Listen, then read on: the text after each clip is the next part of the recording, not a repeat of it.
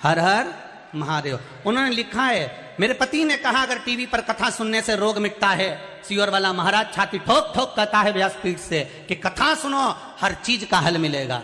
तो उन्होंने कहा मैं कथा सुनता हूं, अगर मेरे दमे की बीमारी और खांसी ठीक हो जाती है तो मान जाऊंगा। इसमें लिखा है एक कथा सुनने के बाद जो आपने पीपल के पत्ते वाला उपाय बताया था वो करा और खांसी और दमा दोनों ठीक हो गया। पत्र में लिखा है उन्होंने, ये पत्र। एक बार दोनों हाथ हिला दीजिए, दीजिए हर हर महादेव। बैठिए बैठिए विराजिए। शिव की अगर भक्ति आप विश्वास रखकर, हम तो आप लोगों से भी कर रहे हैं, ये दशहरा मैदान में अगर आप शिव महापुराण की कथा सुन रहे हो, ये भिलाई के इस पावन क्षेत्र में दशहरा मैदान में कथा सुन रहे हो, और जिस कामना को लेकर आप कथा में बैठे हो, 7 दिन की कथा है, जिस कामना को लेकर बैठे हो, जब जब कथा में श्री शिवाय नमस्तुभ्यम मंत्र आए और आपकी कामना आप शिव जी को बताएं, बस जिस कामना से बैठे हो शंकर का अनुमोदन कर कर बैठना। मेरे भोलेनाथ सती मैया के साथ कुंभज ऋषि की यहां कथा सुनने गए थे, और कुंभज बाबा के यहां भगवान शंकर के मन में आ गया था कि मुझे राम का दर्शन करना है, तो वापिस जाते समय राम का दर्शन मिला। सती मैया के मन में आ गया था कि मेरे शादी के बाद मेरे पति मुझे कथा सुनाने लाए, इससे तो ये शरीर जलकर भस्म हो जाए तो अच्छा, और वो सती मैया का शरीर उन्हीं के पिता के यहां जलकर भस्म हुआ था। कथा में जब जब बैठो तो कामना लेकर अगर बैठे हो, भगवान से मिलन की कामना है, भक्ति की कामना है, श्रद्धा की कामना है, कोई मन में भाव आया है तो बाबा उसको स्वयं पूर्ण करता है, कोई दूसरा नहीं, शिव पूर्ण करता है। जिसके घर में आए हो व्यवस्था वो करेगा। मेरा नाम भारती है। गुरुदेव मेरे पति को बाईं साइड में कान और गर्दन के पास में एक बड़ी सी गठान हो गई थी। गठान की जांच करवाने के लिए लेकर गए, 3 से 4 हॉस्पिटल में जांच कराई और उस गठान का सैंपल निकालकर भेजा गया तो उसमें कैंसर की गठान बताई गई। गुरुदेव बड़े घबरा गए, करा क्या जाए। एक हॉस्पिटल के सामने से ही महिला ने कहा कि टीवी पर कथा आती है, उसको देखो और उसमें शंकर भगवान का गुणगान किया जाता है, आप उसको सुनो। टीवी पर कथा सुनना प्रारंभ करा, शिवलिंग पर 1 लोटा जल चढ़ाना प्रारंभ करा। डॉक्टर ने कहा था यह गठान का जल्दी से ऑपरेशन कराना पड़ेगा क्योंकि यह कैंसर की गठान है। गुरुदेव 1 लोटे जल की महत्वता क्या होती है दुनिया में कोई नहीं जान सकता। शिव जी पे लोटा भरकर जल चढ़ाना प्रारंभ करा, बेलपत्री लेकर आती, अपने पति को दे देती और उनको खिलाती। गुरुदेव गले में बड़ी गठान होने के कारण बेलपत्री अंदर उतर नहीं पाती थी, तो वही बेलपत्री उनकी जेब में रख देती थी दिन भर के लिए। दूसरे दिन रात्रि को वो बेलपत्री निकालकर विसर्जन कर देती, फिर चढ़ाकर बेलपत्री लाकर जेब में रख देती, क्योंकि गले में गठान बड़ी सी थी, कुछ भी खाने में निगल नहीं पा रहे थे। केवल जल शिवजी पर चढ़ा हुआ देना प्रारंभ करा। 1 महीने तकलीफ तो बहुत हुई गुरुदेव, और रोज जल लाती देती, बेलपत्र जेब में रख देती। 1 महीने के बाद जब वापिस गांठ की जाप कैंसर हॉस्पिटल के लिए भेजी गई, बाबा की कृपा ऐसी थी गठान गलना प्रारंभ हो गई और कैंसर नहीं निकला। ये शिव। बैठिए बहन, बैठ जाइए। श्री शिवाय।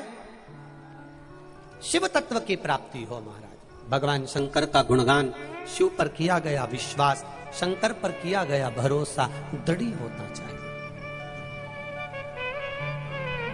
लोग कहेंगे 1 लोटा जल चढ़ाने से क्या होता है, जल पीने से क्या होता है। एक बेलपत्री में ऐसा क्या है जो दुनिया के दुख हर ले।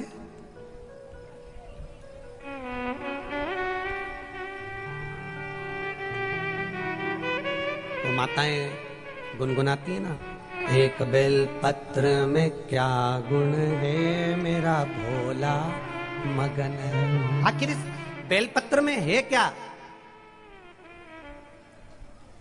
इस बेलपत्र में क्या रस तत्व है?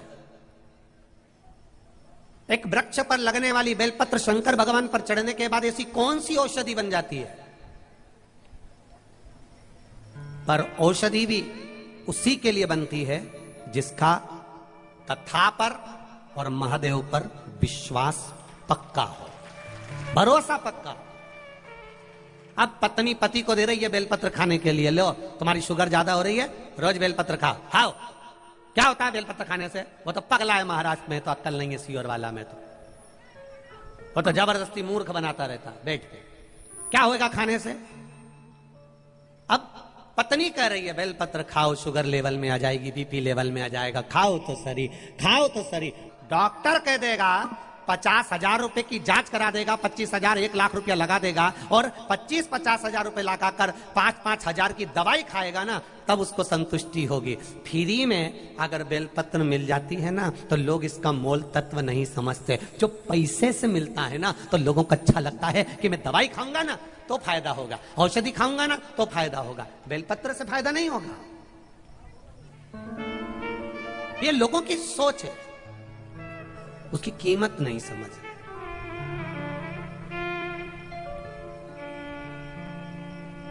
महाराज एक बेलपत्र में क्या बल हो सकता है ये तो शिव ही जान सकता है।